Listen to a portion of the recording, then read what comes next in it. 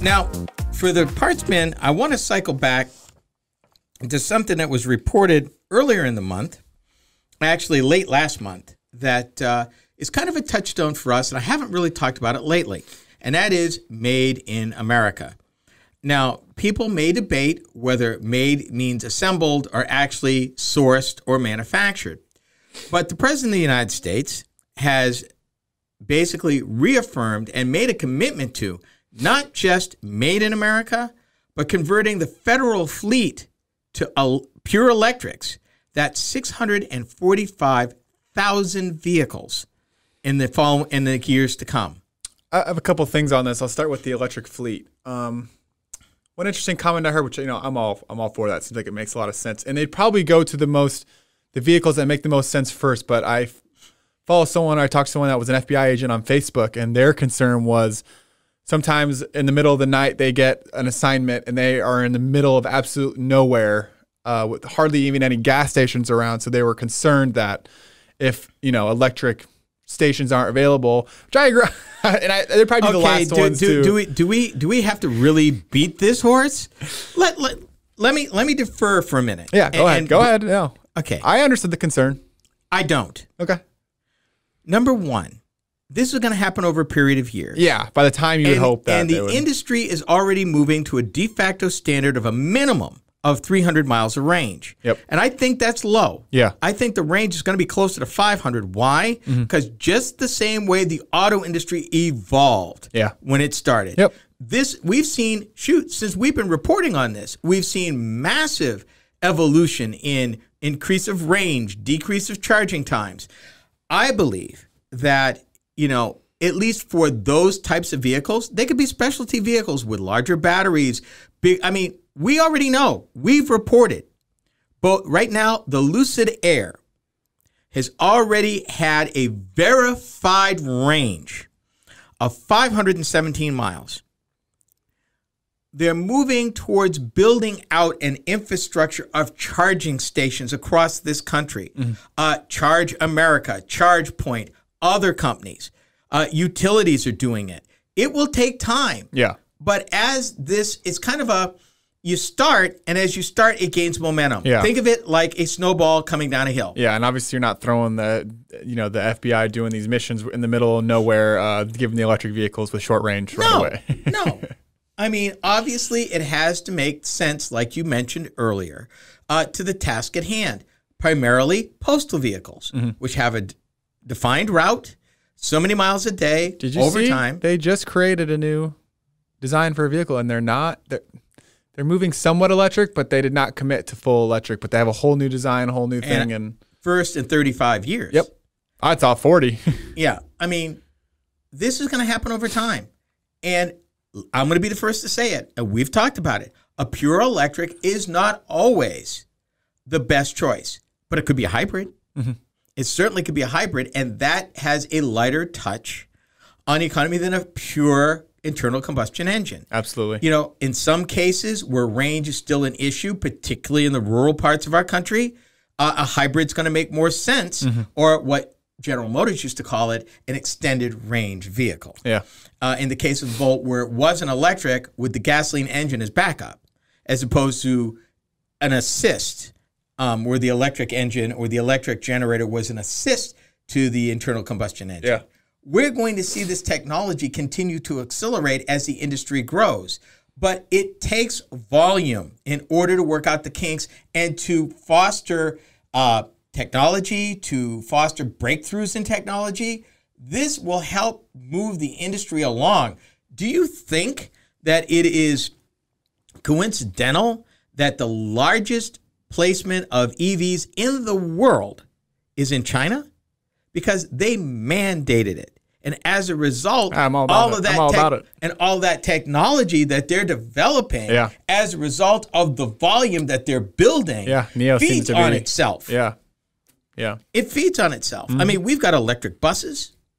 We're developing we can do it. trucks. I agree. Faster the better. So, I'm not going there. Yep. What I'm saying, though, is I've always been, long before I even started this radio show, all about made in America. Yeah. At full disclosure, my vehicle, which has a domestic nameplate on it, is North American sourced, unfortunately. It's built in Mexico. It was either going to be built in Mexico or built in Canada. Yep. And I thought I got a Canadian one until I read the fine print. Found out that little while that they were building them in Mexico, I ended up with one of those. Runs fine. But what most people don't realize, sourced with American-made parts. Yeah. Engines, transmissions, stamped parts. So it might have been assembled in Mexico, but I digress. If we are going to build an infrastructure, we have to, it's kind of a chicken and the egg thing. You got to create demand. Everybody's concerned, well, they're bringing all these, but no American wants to buy them. Well, you can't buy what isn't there. By the same token, you can't sell what nobody wants. So, and this is not the first time the federal government has done this. They've done it for airlines. They've done it different businesses where that first order or those first series of orders helped to nurture an industry until it could stand on its own 2 feet. Absolutely, yeah. The Europeans have been doing it for years. The Chinese have been doing it for years. The Japanese have been doing it for years. Yeah. That is how you build infrastructure. That is how Japan rebuilt its economy after World War II. Mm-hmm. Their Ministry of Industry actually handpicked the industries where investment was to go. And that's where it went, and they nurtured these back to health. Anytime China slows down in their economy, they just start building infrastructure because they just know it'll create jobs, it'll create more efficient, and then they generally slow down once this economy starts back up. The bottom line is charity begins at home. Mm-hmm. We should stop belly aching about what we're not doing and put our money where our mouth is. Yeah. And it's encouraging to find that our government is spending money at home for American technology, American jobs, American engineers, and American assembly line workers, which will help not only them personally, but the economies where these plants are and the cities, states, towns, school systems, infrastructure, all of this stuff, because that money stays here. Yeah. Regardless who the company is, at the end of the day, it matters where the plant is. It matters what they're getting paid. It matters what they're spending in taxes, both property taxes, employment taxes, payroll taxes, health benefits, the donations that they make into the community. Interesting aside, I was at Nissan's Canton, Mississippi plant when it opened. I interviewed the mayor of Canton. He told me, this is 2004, the money that Nissan spent, and they were in the county. They weren't even in the city limits, but Canton was the nearest city. They gave to the school system in Canton $150,000 a year because of Nissan in Canton, Mississippi. Canton, whose downtown had been boarded up, run down, was rejuvenated with new investment, all of this because of the plant. State of Mississippi, and this is a tale of their 82 counties. When that plant opened, Nissan expected, with their expansion, because while they were building it, they expanded what they were going to spend, they expected to employ people from every county in the state, 5,000 people. Every county in America. Hello, somebody. Those engines are made here. The transmissions are made here. The bodies are stamped here, and they're assembled here. That's the kind of thing we need to be doing, because heavy manufacturing is good for everybody in the long term. And it was certainly good for that county and the city of Canton, which benefited from having that kind of thing there, because people got to eat. People got to buy gas. They're going to buy their coffee on the way into the plant. Where are they going to do it? The town closest to them, which was up the road, by the way, from the state capital, Jackson, because I took the bus. They bussed us up there. Yeah. And, so this is the thing. So don't take this lightly. This will help the industry.